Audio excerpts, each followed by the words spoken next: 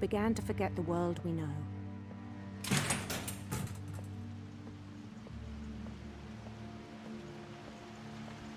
I think it pained him to remember Lewis, the cannery worker.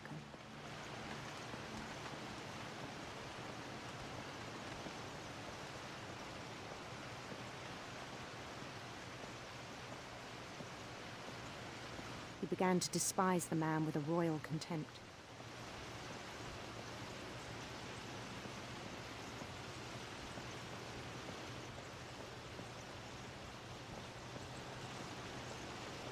I still thought I could save him. Even after he said he was being crowned king over all the lands of wonder.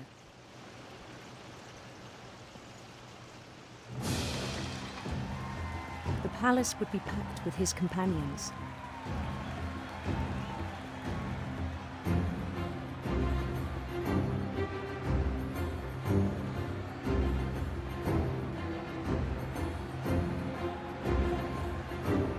Including the wise Calico who had insisted on advising him.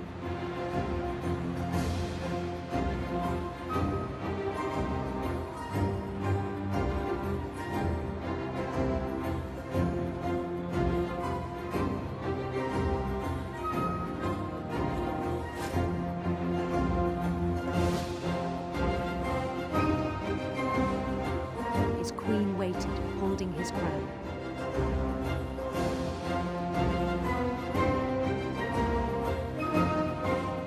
There was only one thing left to do.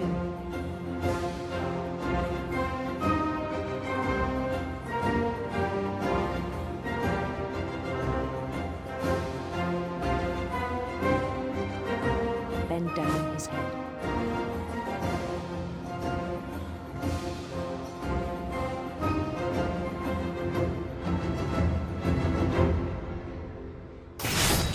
And the rest I think you know. Mrs. Finch, your son was a kind man who will be missed by all of us who knew him.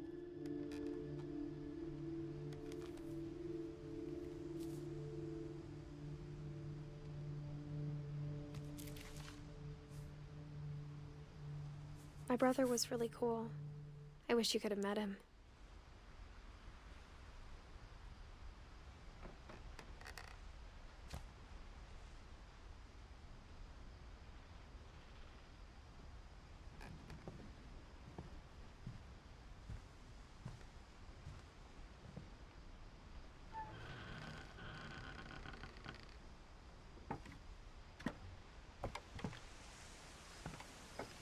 On the way back from Lewis's funeral, my mom told me to start packing. She waited until the day before we left to tell Edie. I'm not sure if she wanted to make it easier or harder.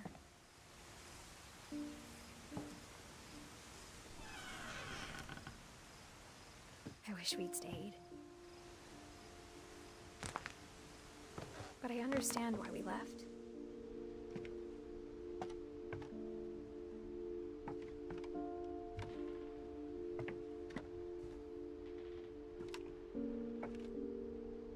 My mom ended up leaving everything behind.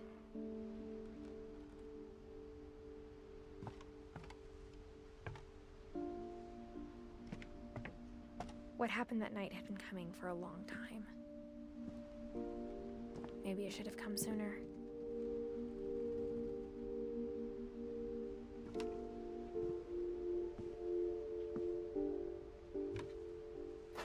But it had to end one way or another.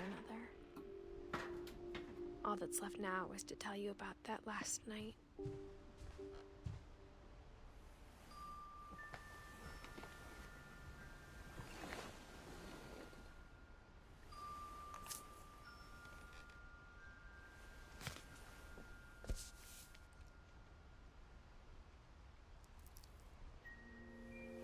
That whole last day, Edie just watched us pack and didn't say a word.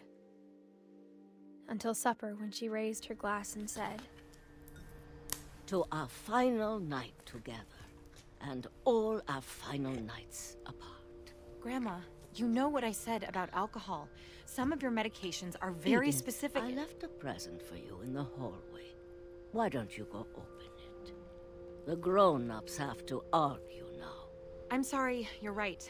We're all leaving tomorrow. Let's just enjoy our last... I'm not leaving. Edith, you're excused.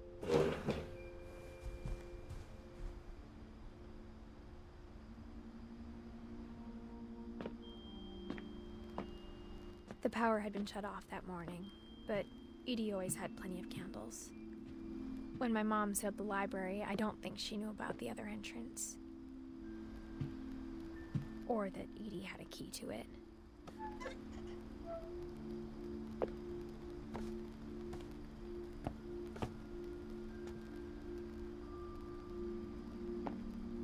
The thing you're afraid of isn't going to end when you leave the house. Edith has a right to know these stories. My children are dead because of your stories. I think it's best if Edith and I leave tonight.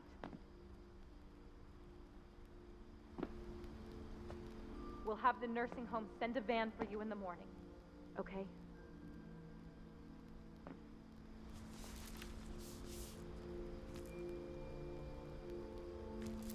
Dear Edith, there's so many stories I wish I could tell you, but there's only time for one. This is about what happened on the night you were born. That night, the tide went way, way out. It was the first and last time I ever saw the old house aground. There'd been an earthquake out in the middle of the ocean. They called it the lowest tide in 1,000 years. God, it smelled awful. You know, I've seen that house every day of my life.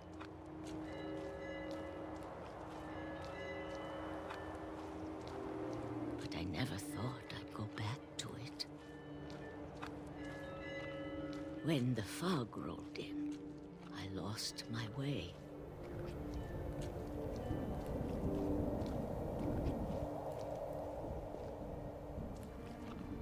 I got turned around.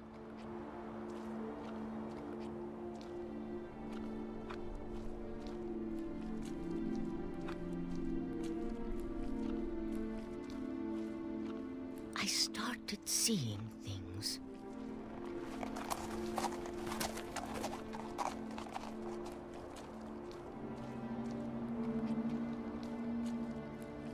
Things I'd forgotten had ever existed.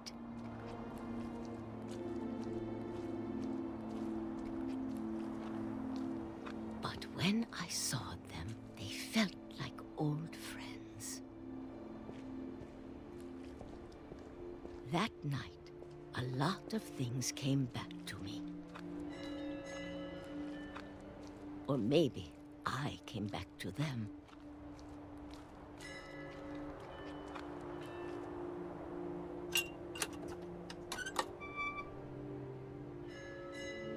Things I can't explain, but that I need you to try and... Edith, what are you doing in here?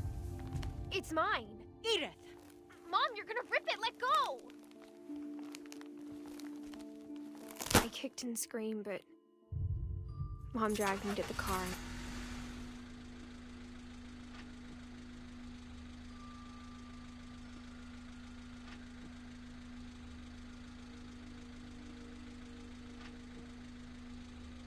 I never saw Great-Grandma Edie again.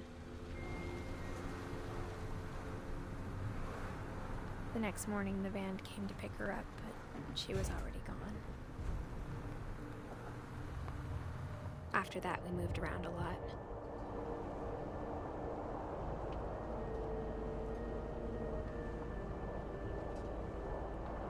We both tried to make the best of it.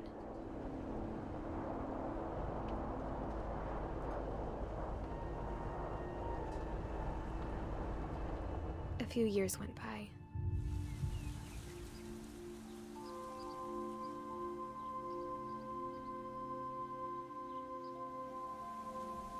My mom didn't like to talk about it,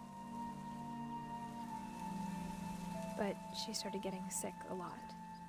The rest happened pretty quickly.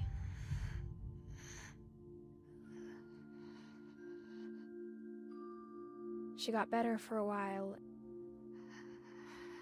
and then she didn't. And then I was alone.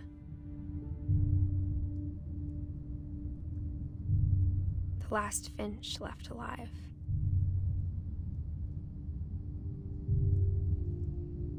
Until I found out about you. I'm still not sure what to tell you about all this. If we lived forever, maybe we'd have time to understand things.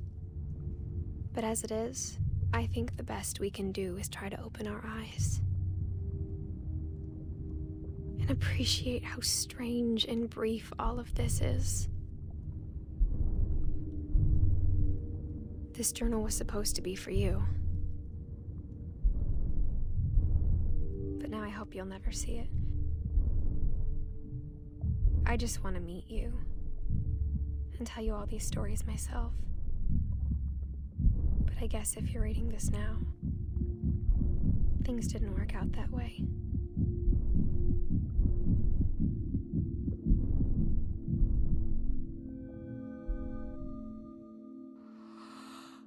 This is where your story begins. I'm sorry I won't be there to see it. It's a lot to ask, but I don't want you to be sad that I'm gone. I want you to be amazed that any of us ever had a chance to be here at all. Good luck.